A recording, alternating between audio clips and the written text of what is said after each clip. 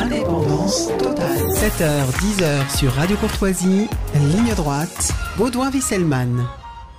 Bonjour Thierry Mariani. Bonjour. Vous êtes député européen du Rassemblement National et conseiller régional Provence-Alpes-Côte d'Azur, président de Droite Populaire, et vous êtes aussi un ancien député de Vaucluse, comme on vient d'entendre avec Fernandel. Alors pour commencer, Thierry Mariani, on a vu l'arrivée au Palais du Luxembourg de 3 nouveaux sénateurs RN, élus donc par les grands électeurs. Alors pourquoi 3 quand on compte 88 députés du Rassemblement National ? 3 sénateurs. Parce que vos auditeurs savent que le Sénat, en réalité, c'est la suite des élections municipales. Puisque 95% des électeurs sont des électeurs, les grands électeurs sont des électeurs qui viennent des mairies. Et donc, forcément, il n'y allait pas avoir de révolution. Et on s'attendait à faire un petit nombre de députés, un petit nombre de sénateurs, mais à revenir au Sénat. Ce qui est très intéressant, c'est que dans ces 3 sièges, il y a Aymeric Durox, en Seine-et-Marne. Pourquoi je dis ça ? Parce que les sièges dans le Nord, Pas-de-Calais, enfin cette région, on s'y attendait. Mais le siège en Seine-et-Marne, c'est une révélation. La Seine-et-Marne, je vous rappelle, c'est la région de M. Copé. Enfin, c'est le département de M. Jean-François Copé. Maire de Meaux. De M. Jacob. Bref, c'est un fief des Républicains. Et ça veut dire quoi ? On n'a pas beaucoup d'élus en plus. Mais ça veut dire quoi ? Ça veut dire que dans le secret de l'isoloir, les conseillers municipaux de droite ont compris que le Rassemblement national était finalement le parti qui aujourd'hui les représentait le mieux et que les Républicains étaient en compromission permanente avec ce pouvoir. Et donc, le siège de Seine-et-Marne est une divine surprise, mais ça nous montre qu'on est dans la bonne direction parce que les grands électeurs de droite, désormais, petit à petit, se détournent des Républicains. Parce qu'on en fait, on a le suffrage universel des élections municipales ou présidentielles. On voit les scores, par exemple, du Rassemblement National augmenter. Mais on voit aussi que du côté des grands électeurs, ça augmente. Alors, est-ce que ça peut augurer quelque chose d'intéressant pour les municipales, dans le sens où est-ce que parmi ces grands électeurs, il y aura des gens qui vont aller se présenter pour des mairies ? Bien sûr, mais j'espère que surtout une partie de ces grands électeurs qui se reconnaissent dans nos valeurs et dans ce que défend Marine Le Pen vont franchir le cap et être présents sur des listes du Rassemblement National, c'est ça. Après, les municipales, c'est loin, vous savez, c'est dans 3 ans. Donc, on a d'abord des européennes et puis 3 ans, l'actualité peut bouleverser plein de choses. Et puis, les municipales, on le sait aussi, il y a une part de local qui rentre en compte parce que finalement, j'ai été maire 18 ans d'une commune qui s'appelle Valréas et jamais battu. C'est quand un maire est bon, quel que soit son bord, en général, les habitants le conservent. Alors à Valréas, vous aviez participé à l'époque à la construction d'une mosquée en style provençal. Aujourd'hui, ça ferait scandale au sein de votre parti. Comment vous expliquez à posteriori ce choix ? Par quoi il a été motivé et pourquoi parfois c'est nécessaire pour un élu de terrain de faire construire une mosquée alors qu'aujourd'hui... Vous savez, c'est toujours pareil. Quand on veut caricaturer, on prend une histoire au milieu. On ne la prend pas au début. Quand j'ai été élu maire de Valréas en 1988, il y avait une immense salle de prière en plein centre-ville, sur la place principale à la sortie du cinéma. C'était un vieux garage où d'abord pour les fidèles c'était dangereux, parce que c'était pas très salubre, et deuxièmement pour les touristes il y a des moments où ils se demandaient s'ils étaient à l'heure de la sortie de la prière à Marrakech ou à Valréas. Voilà. Donc il y avait déjà une salle de prière. Tous les habitants de Valréas le savent, mais c'est tellement facile de déformer et de caricaturer parce que je veux dire dans cette ville quand je suis arrivé il y avait déjà une forte communauté musulmane. Donc il y avait une salle de prière en plein centre-ville. Qu'est-ce que j'ai fait ? J'ai rencontré les responsables de la communauté et je leur ai dit, est-ce qu'on ne peut pas la déménager ? C'est tout. J'ai fait estimer le local qu'ils avaient acheté. Estimer, c'est un service de l'État qui dit ce local vaut 100 euros, 1000 euros, 10 000 euros. La commune l'a acheté au prix des domaines. Elle a transformé ce local ensuite en maison d'habitation. Et tout simplement, avec cet argent-là, ils ont pu acheter un terrain en banlieue de Valréas, près des cités où il y a énormément, on va dire, de musulmans, soyons honnêtes. Et ils ont construit... les fidèles de cette mosquée. Oui, voilà, c'est ça, des fidèles de cette mosquée. Et où en plus, si vous voulez que je vous dise tout, à côté, il y a le stade de rugby. Donc, en clair, le vendredi, il n'y a pas de match. Il y avait même le parking du stade de rugby. C'est-à-dire... Et en plus, comme ça s'est très bien passé, si vous, je l'invite tous ceux qui disent « Mon Dieu, que c'est scandaleux », je le répète, j'ai déplacé en réalité une salle de prière et tapé sur Internet « Mosquée de Valréas », vous verrez ce qui est en quelque sorte une grande maison provençale, si vous l'avez cherché. Oui, tout à fait. Voilà, c'est merci. C'est une maison plate, en maison provençale. Et est-ce que vous vous souvenez du nom de la mosquée ? Alors, je ne l'ai plus en tête, mais vous allez nous la redire. Mosquée Marie-Vierge. Marie-Vierge, c'est en rapport avec les mentions de la Vierge Marie. C'était parce qu'on a cherché avec les responsables de cette communauté qui étaient marocains un nom consensuel. Et je ne suis pas un spécialiste du Coran, mais ils m'ont dit qu'il y avait des sourates, je crois, ou des chapitres qui parlaient de la Vierge Marie. Et donc, on l'a appelée Mosquée Marie-Vierge. Conclusion, j'ai jamais créé une mosquée. J'ai simplement déplacé quelque chose d'insalubre en plein centre-ville à quelque chose qui s'intègre parfaitement dans le paysage. Je répète, j'invite les gens à taper Mosquée de Valréas et à voir à quoi elle ressemble. Et dans un quartier. Et donc finalement, ça s'est très bien passé. Et voilà, c'est pour moi une opération, excusez-moi, dont je suis plutôt, je vais vous surprendre, mais fier.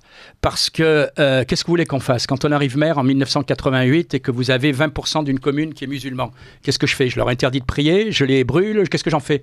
Voilà. Et donc l'intelligence, c'est de trouver un accord ensemble. Bah oui, parce que alors vous soulevez une question intéressante parce que notamment Joris Hébrard, qui est maire du Pontet à Avignon, a été durement pointé du doigt parce que il s'est rendu à l'inauguration d'une mosquée turque dans sa commune du Pontet. Parce que s'opposer à la construction de mosquées, c'est une chose, mais face à la réalité démographique d'une commune, et cette démographie est souvent assez dynamique dans des quartiers où l'immigration, où les Français issus de l'immigration sont assez présents, et donc la communauté musulmane, c'est un principe de réalité. Et comment, par exemple, vous, au Rassemblement National, dans les années qui vont venir, vous allez faire face à cette dynamique démographique, et donc forcément à une demande, à un besoin des fidèles musulmans de lieux de prière, de mosquées, et y compris dans des villes qui sont détenues par des maires, des circonscriptions où des députés RN ont été élus. Il y a un principe de réalité. Combien de temps est-ce que vous aussi vous allez être accusé d'islamo-droitisme dans quelques années ? Attendez, il y a quelques principes dont il ne faut pas transiger. Un, pas d'argent public pour des édifices religieux. Voilà, je reprends l'exemple de Valréas, il n'y a pas eu €1. Il y a eu un changement de propriété. Deuxièmement, pas d'intervention publique à terme pour des subventions pour fonctionner. Après, une fois qu'on a dit ça, excusez-moi, si je dis n'importe quoi, des bouddhistes trouvent l'argent pour construire un temple bouddhiste, c'est leur problème, ça s'appelle quand même la liberté, quoi. On va pas aussi... moi, vous savez, j'ai grandi dans un petit séminaire, j'ai fait 4 ans de petit séminaire à Avignon et 4 ans d'école militaire, donc c'est difficile de faire une éducation plus conservatrice, mais on peut pas être aussi un État qui est refermé sur lui-même. La France de 1800, malheureusement, c'est fini. Voilà. Et donc aujourd'hui, je pense que dans les villes, eh bien, toutes les religions qui veulent construire quelque chose doivent le faire si elles ont l'argent, uniquement avec les financements des fidèles et pas de financement de l'étranger. Et ensuite, bien sûr, il faut que les personnes qui sont dans ces édifices religieux respectent les lois de la République. Point final.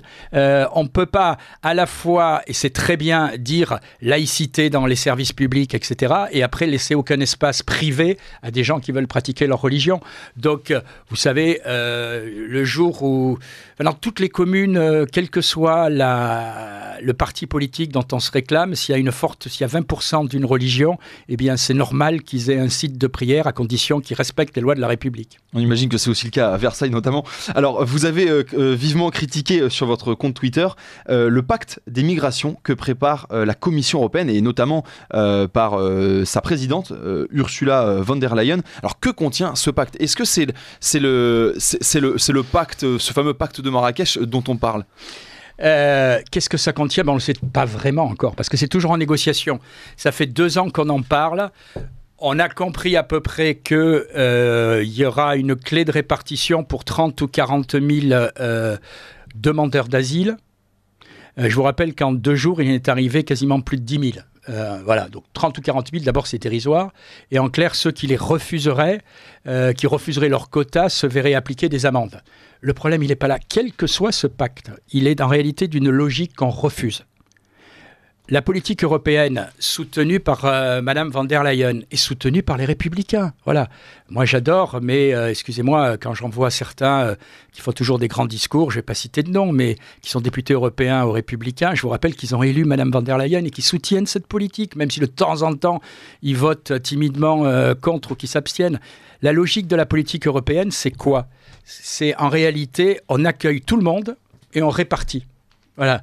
Nous, ce qu'on dit, c'est on accueille que les vrais réfugiés politiques, à condition qu'ils aient déposé leur demande à l'extérieur. C'est ce que fait le Danemark. Et par contre, les autres, on les raccompagne à leur port de départ. On me dit, c'est pas possible. Mais c'est faux. Je veux dire, on est allé visiter Frontex à plusieurs reprises, l'agence. Vous savez très bien qu'aujourd'hui, en Ukraine, on est capable de dire à 100 mètres près d'où est parti un missile.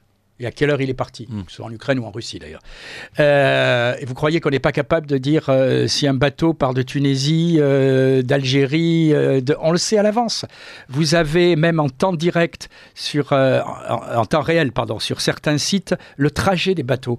Donc en réalité, sur les sites de trafic marin, on peut localiser les navires. Il n'y a pas de volonté politique de... Vous voyez là par exemple, il n'y a pas de volonté politique sur Marine Trafic, oui. Voilà, de lutter. C'est une idéologie qui dit on accueille tout le monde et puis après on les répartit. Vous vous souvenez la précédente grande vague méditerranéenne, ils ne savaient pas quoi faire, alors ils ont dit on a créé les hotspots. Alors comme ça personne ne comprend ce que c'est qu'un hotspot, parce que même quand on parle bien anglais, un point chaud, ça ne veut rien dire. Eh bien en réalité aujourd'hui on a compris que Lampedusa c'est un hotspot, c'est-à-dire un endroit où on les accueille et où en réalité on les fait laver et on leur donne des soins. Alors donc, vous parlez de Frontex, pardon. Vous êtes rendu sur ces points de migration. Vous disiez récemment, de nouvelles arrivées par des bateaux avec une motorisation assez importante ont débarqué en Italie. Il me semble. Alors le lieu m'échappe. Lampedusa. Alors il y a Lampedusa, mais je crois que récemment il y avait un autre endroit. Ouais. Mais peu importe. Pourquoi est-ce que ces bateaux sont détruits ou comment dire, enfin pas désarmés, mais démotorisés pour qu'ils ne puissent pas repartir, parce que ce sont des bateaux avec des moteurs à haut cylindré et qui repartent en général. Là sur place, est-ce que vous avez constaté que Frontex faisait le travail de démanteler ces bateaux de passeurs ?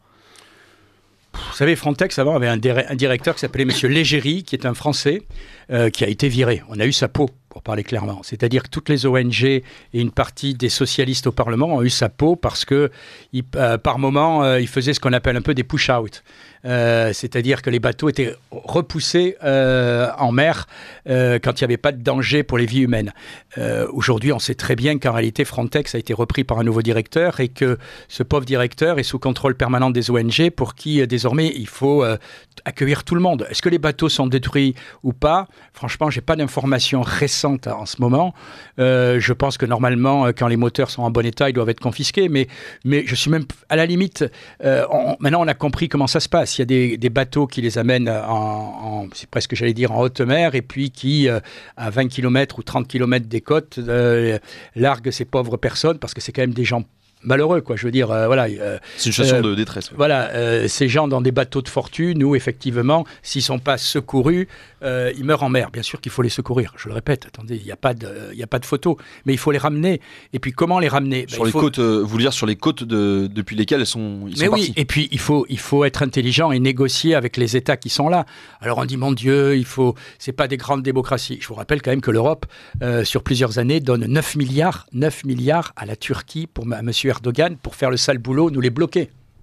Voilà. Aujourd'hui, en réalité, il suffirait de négocier avec la Tunisie. On a eu une visite de Mme von der Leyen et de Mme Meloni en juillet.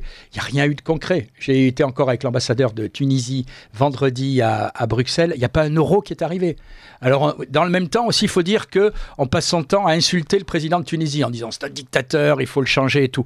Bah écoutez, il ne faut pas s'étonner si quelqu'un que vous insultez laisse partir des bateaux. Après, il faut que l'Europe choisisse où on veut faire le bonheur et les droits de l'homme sur la planète entière, où on veut protéger notre continent. Moi, j'estime que je suis élu pour, j'allais dire, servir l'intérêt des Français. Ce qui se passe en Tunisie, c'est l'affaire des Tunisiens. Je ne suis pas là pour changer leur régime. Et aujourd'hui, l'urgence, c'est de négocier un accord avec la Tunisie, parce que ces fameux bateaux qui sont à Lampedusa, le jour où on aura un accord avec la Tunisie, comme on l'a eu avec la Turquie, et je répète, c'est pas glorieux, mais c'est le seul moyen d'être efficace. Eh bien, les bateaux, soit ne partiront pas, soit on pourra les ramener. Mais alors, comment faire pour négocier cela avec la Tunisie, qu'elle retienne le plus possible ces migrations? Parce que le président tunisien a été fortement mis en cause et contesté pour ses prises de position sur ce remplacement démographique tunisien, et puis récemment des déclarations sur fond d'antisémitisme en questionnant le nom de la tempête Daniel, qui serait lié à un nom biblique. Comment faire avec un président qui dérape comme ça? C'est délicat, même si le but au départ est de limiter l'immigration. Attendez, dans l'intérêt général, il faut choisir lequel on protège. C'est tout bête, voilà. Est-ce que pendant la Deuxième Guerre mondiale, il fallait s'allier avec Staline ou rester envahi par les nazis? Voilà, on s'est allié avec Staline. On a gagné la guerre. Voilà, M. Kaïd Sayed est rien d'un dictateur. C'est effectivement un président autoritaire. Mais je vous rappelle qu'en réalité, il a mis dehors les frères musulmans. Faut quand même le rappeler, quoi. Qui ont ruiné ce pays.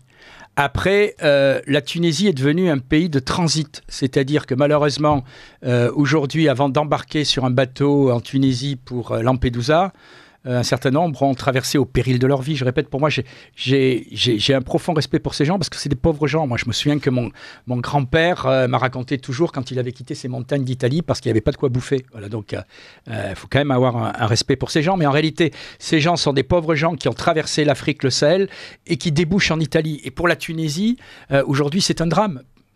Comment le résoudre? Eh bien là aussi, en fermant la voie. Vous savez, les messages sont très clairs. Le jour où les immigrés d'Afrique noire qui veulent aller en Europe sauront que la voie de Tunisie, c'est une voie sans issue, ben, ils n'iront plus en Tunisie.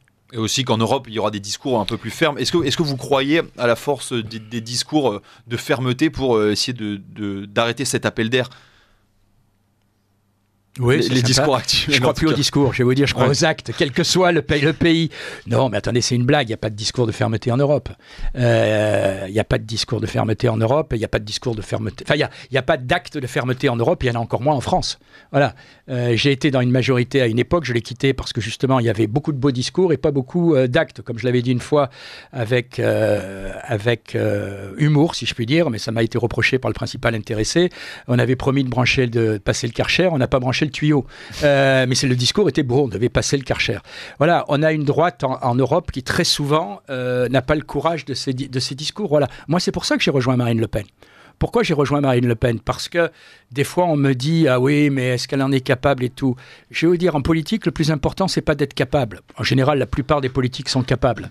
C'est d'en avoir la volonté d'aller jusqu'au bout. La volonté d'affronter l'opinion publique, le milieu médiatique et de savoir, à la limite, prendre des coups pendant des mois pour résoudre une situation. Je sais que Marine l'aura parce que elle a toujours vécu comme ça, si je puis dire. Je sais par contre que du côté républicain, par exemple, quand j'entends Laurent Wauquiez expliquer qu'il va changer le monde, alors que je me souviens qu'il a été ministre des Affaires européennes, je regarde mon calendrier et je me dis « Ah non, on est le 1er octobre et pas le 1er avril ». Oui, vous parliez justement de votre... donc vous étiez pas au Républicain à l'époque ou à l'UMP plutôt? Oui, c'est le même parti. Au RPR. Et vous avez rejoint alors Marine Le Pen, pas directement le Rassemblement National, vous avez vous-même créé votre structure. Comment on fait quand on a été ancien ministre d'un gouvernement de droite traditionnelle pour franchir le pas? Est-ce que c'est parce que vous supportiez plus ce parti, ou est-ce que les réalités électorales, notamment de votre circonscription, ont aussi changé et que les électeurs se tournaient de plus en plus vers le Rassemblement national? Non, parce que les républicains... Alors, moi, j'ai adhéré au RPR, vu mon âge, puis après, le RPR s'est transformé en UMP, puis les Républicains. En réalité, ces trois formations, c'est de la gonflette, j'allais dire. Vous serez bien resté au RPR.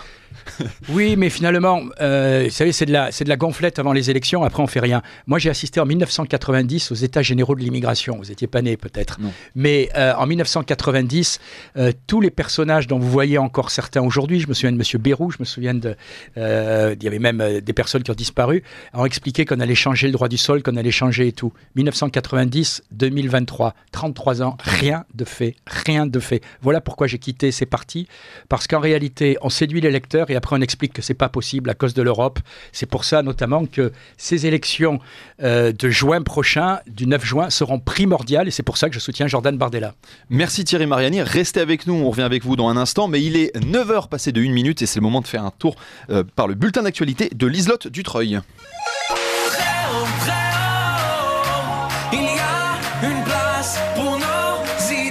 Vue de haut.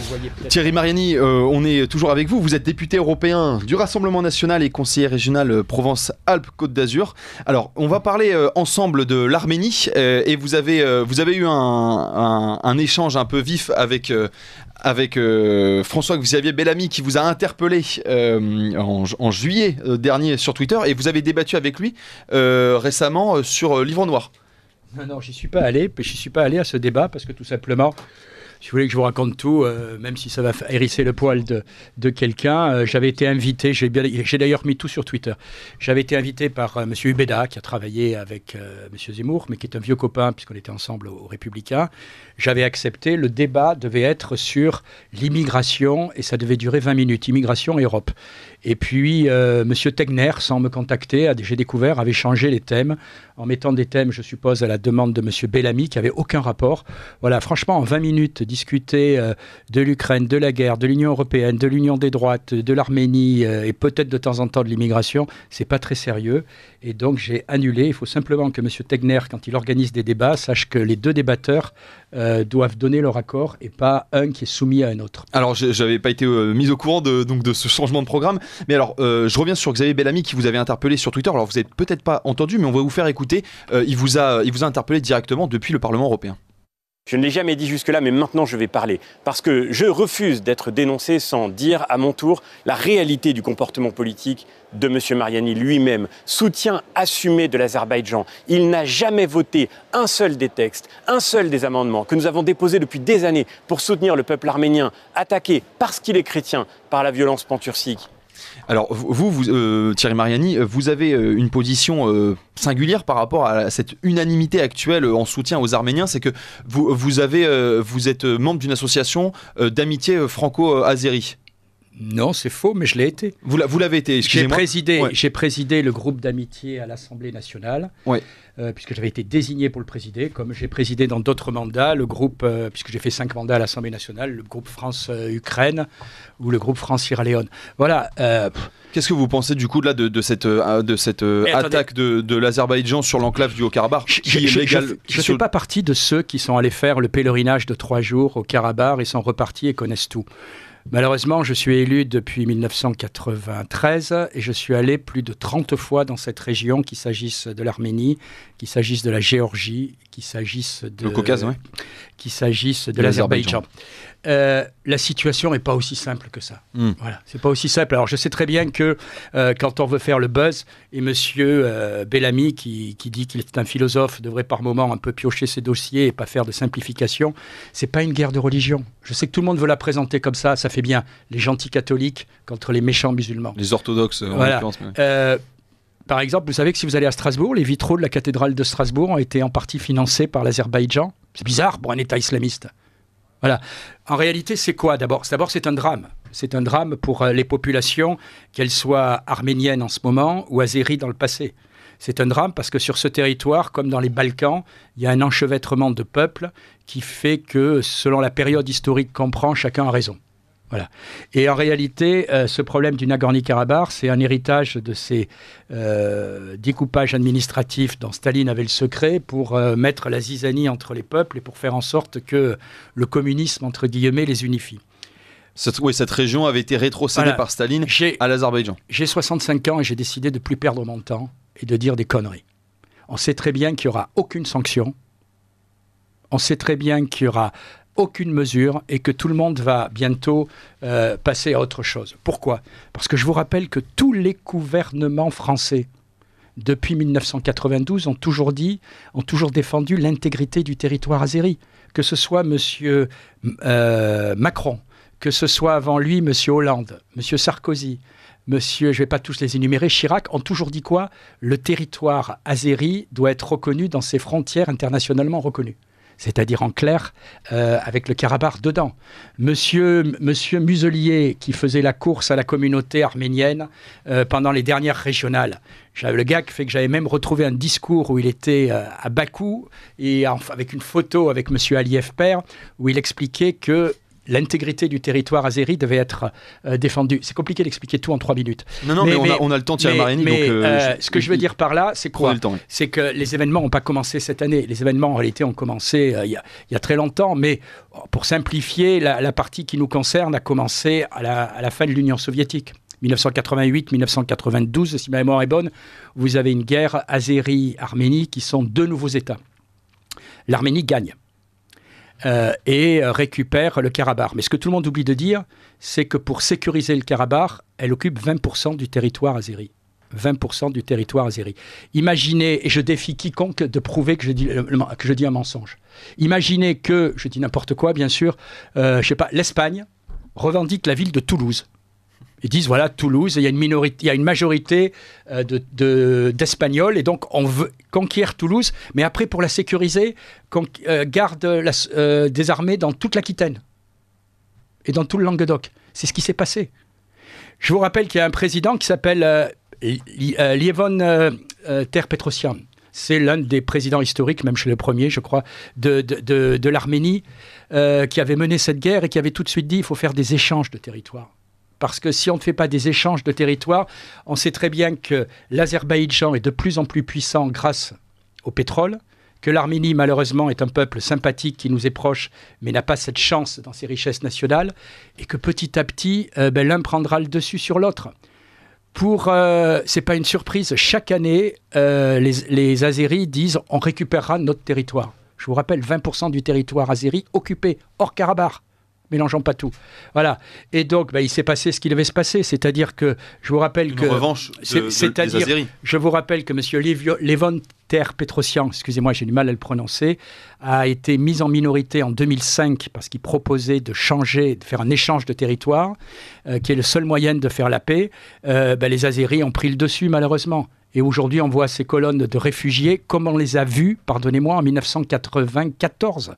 Je répète, vous êtes trop jeune, mais le HCR, c'est pas Thierry Mariani, le HCR, à l'époque, a dit qu'il y avait 250 000 réfugiés azéris qui avaient dû quitter leur territoire pour aller sur le territoire azéri. Comme aujourd'hui, malheureusement, on voit le Karabakh qui était peuplé majoritairement d'Arméniens, où les gens quittent le territoire. Voilà. Alors, on peut toujours simplifier. Il y a les méchants catholiques, les gentils catholiques et les méchants musulmans. C'est génial comme storytelling. C'est génial pour mobiliser l'opinion. Je me refuse à mentir aux gens. Donc je dis tout simplement, il n'y aura aucune sanction.